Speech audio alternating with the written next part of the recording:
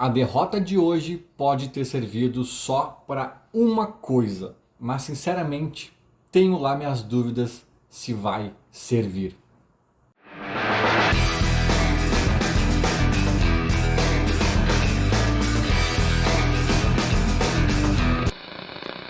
Fim de jogo na Arena MRV, Atlético Mineiro 2, Grêmio 1.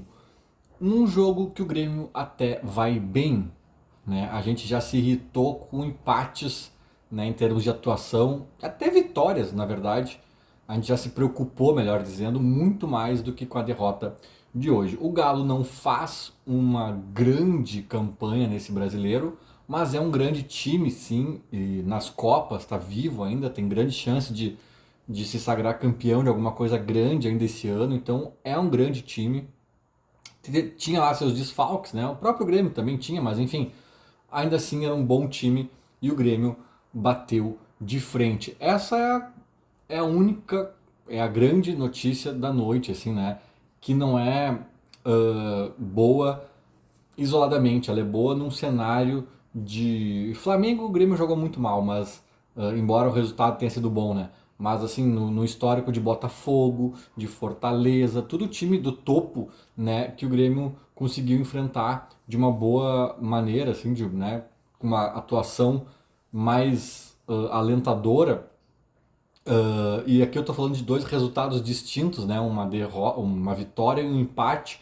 Hoje veio o terceiro resultado para fechar essa trinca dos três bons jogos do Grêmio com resultados diferentes. De três times bons, sendo os dois primeiros até em que a gente conseguiu pontuar, de times do topo da tabela, e essa derrota para um Galo aí semifinalista de Libertadores e também encaminhado na Copa do Brasil.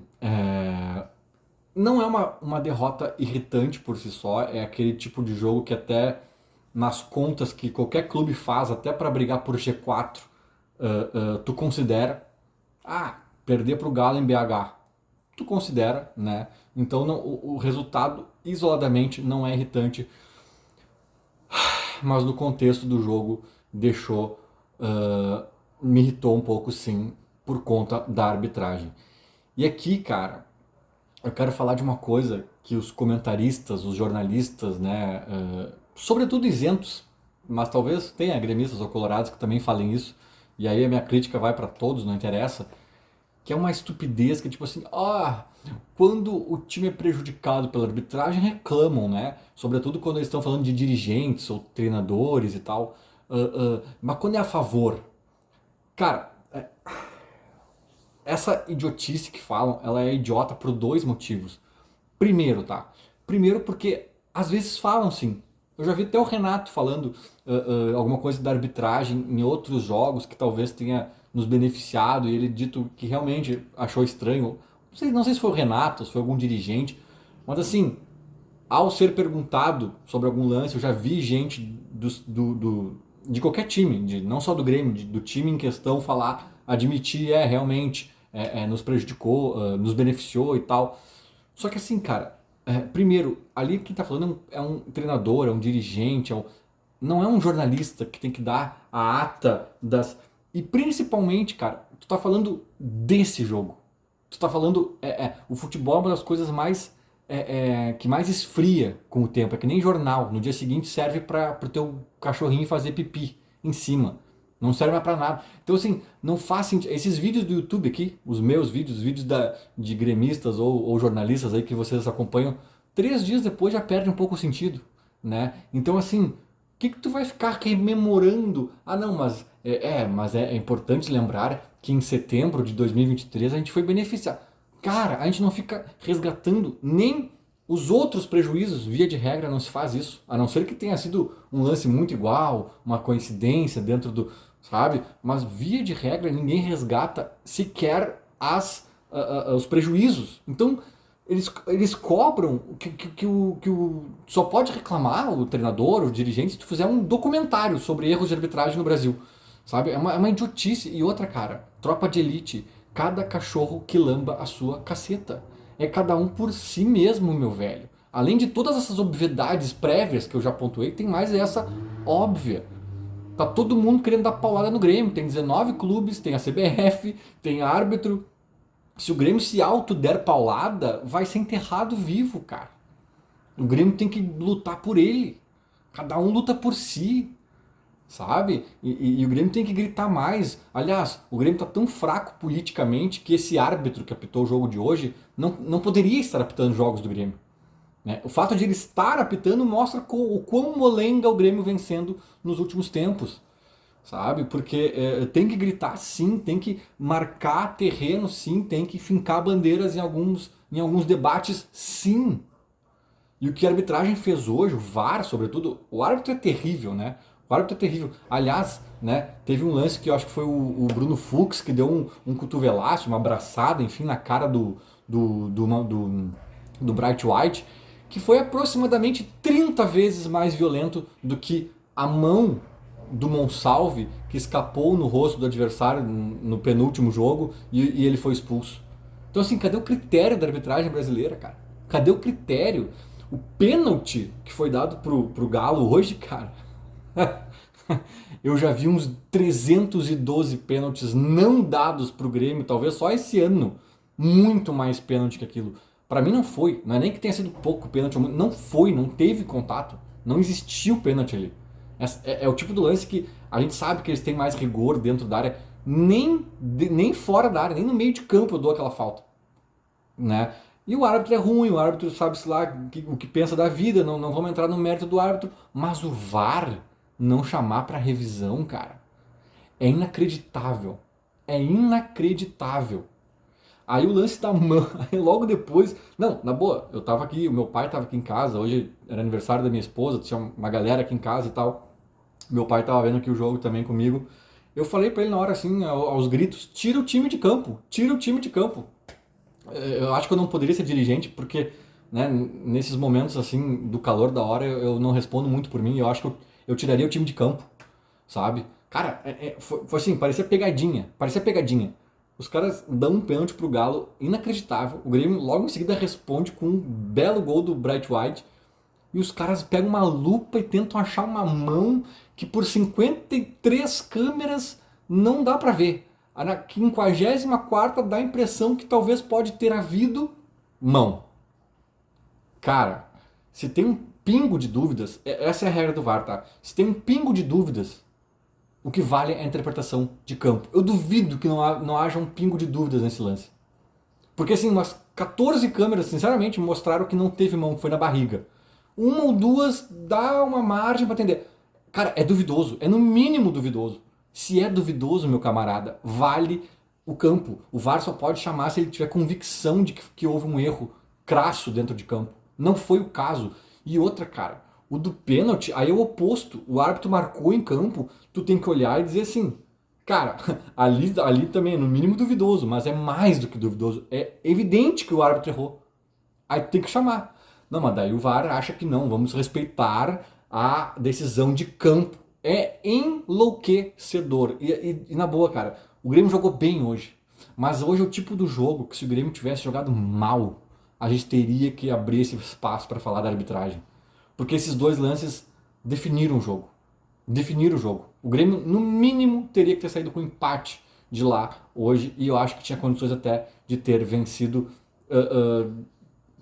por alguns momentos específicos do jogo, né, que o Grêmio jogou melhor e tal, e chegou perto de marcar e tal, e também dá outro ânimo, dá outra, o Grêmio, né, deu uma arrefecida ali, deu uma desnorteada quando toma o gol, é natural, né, enfim, ainda mais num jogo que tu tá bem, tá dentro do jogo, os caras acham, o Galo não tinha ido pro ataque, eu acho, até a hora do pênalti, os caras acharam um gol ali, então óbvio que balança na cabeça também e destrói toda uma lógica do jogo ali. Então a gente tinha que ter falado sobre isso. Mas é claro que também o Grêmio não virou Real Madrid, o Grêmio não tá esse mar de rosas. É claro que o Grêmio ainda mostra umas deficiências defensivas, é a fragilidade do Grêmio, não adianta, né? O segundo gol deles ali, do Daverson, o que o Rodrigo Eli tá fazendo, né? O Rodrigo Eli que é padrinho de casamento do Daverson, ou vice-versa, né? Os dois jogaram juntos na Espanha, são muito amigos. Ali realmente o Eli foi muito amigo, né? O Eli até vem jogando bem, é um bom zagueiro, a gente tá vendo que ele, né, conseguiu dar a volta por cima dentro do Grêmio, mas tem alguns lances dele ainda que, cara, sabe? Ele corre pro lado errado, ele não corre em direção ao Davidson, não sei o que ele faz. É, é, enfim, foi uma típica jogada que a defesa do Grêmio vaza e não é só desse jogo, não é, né, é uma constante. O Grêmio vai mal, vaza. O Grêmio vai bem, vaza. O Grêmio vai mais ou menos, vaza, né? Então o Grêmio tem um vazamento ali que consegue ser um pouquinho mais contido em alguns jogos, um pouquinho menos em outros, mas ainda assim fica um furinho, por menor que seja, em alguns momentos, ainda fica, sabe? E é a dor do Grêmio, é o que o Grêmio tem que aprender a mexer. Dito isso também, né, não entendi por que o Renato botou uns 47 zagueiros relacionados para esse jogo, não levou o Arezzo, né? O Arezzo eu acho que tinha que entrar antes do Diego Costa. O Diego Costa, cara, pá, não sei, cara. O Diego Costa ele não tá ainda. Ele não tá ainda, cara. Não tá ainda, ele não voltou. E parece que ele tá meio enfeitado, assim. Desde o jogo do Fortaleza eu tenho achado ele muito brincalhão, muito. Né? Hoje tentou dar uma bicicleta ali, que eu reclamei na hora. Meu pai disse: "Ah, mas foi um recurso, porque a bola já tinha passado." Não sei, meu. Acho que dava pra enfiar essa bola pra dentro de outro jeito. Sabe? Mas assim, até a questão física ainda, ritmo, não sei se o Diego Costa tá nos cascos, sabe? Então era muito, né? Eu queria ver o Arezzo mais, cara. Pô, a gente viu pouco e deu um gostinho de quero mais. Eu queria ver mais. Ó, o próprio Aravena foi a mesma coisa, a gente começou a ver mais, tá aí o resultado, sabe? O Monsalve foi imediato esse resultado. Mas o Aravena, eu acho que parece mais com o Arezzo nesse sentido, tipo, bota um pouquinho mais pra gente ver, sabe? Bota um pouquinho mais. Ele não é um cara tão driblador, tão, não tem assim um talento tão é, que salta aos olhos quanto o Monsalve. É outro estilo talvez, mas o pouco que a gente viu já deu para dizer assim, cara, vamos ver, sabe? Não, aí o Renato vai lá no final do jogo, mais uma vez, esvazia o meio de campo para empilhar atacante, e isso não torna o Grêmio melhor no jogo, não torna o Grêmio mais ofensivo, né? O Renato parece que repete também os erros, mas ainda assim foi um Grêmio que jogou bem. Foi um Grêmio que jogou bem.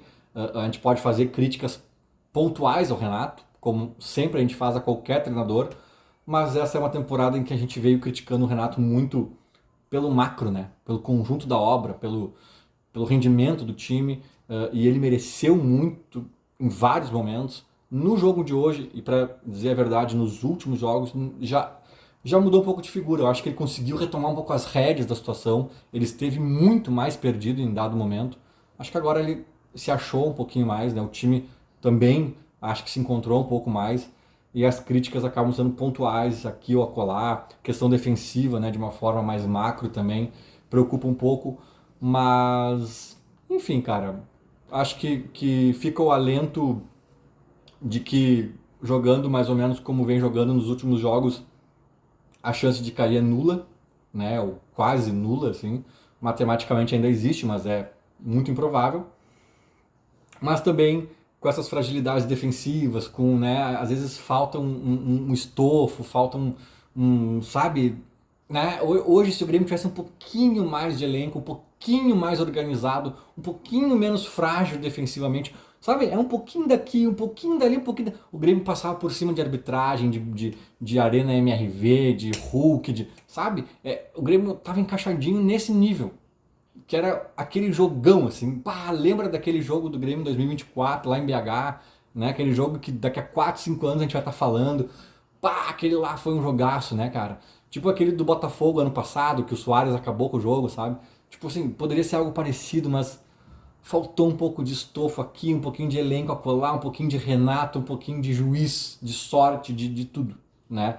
E aí quando, por mais que sejam pouquinhos aqui, soma tudo, derrota. Né? Sequer um empate a gente conseguiu, o que seria um pontinho valioso para dar mais tranquilidade na tabela, para dar mais tranquilidade para o Grenal, né? Para não chegar de derrota nesse Grenal aí mais pressionado. Então esse empate teria vários benefícios. Bom, a vitória então, né?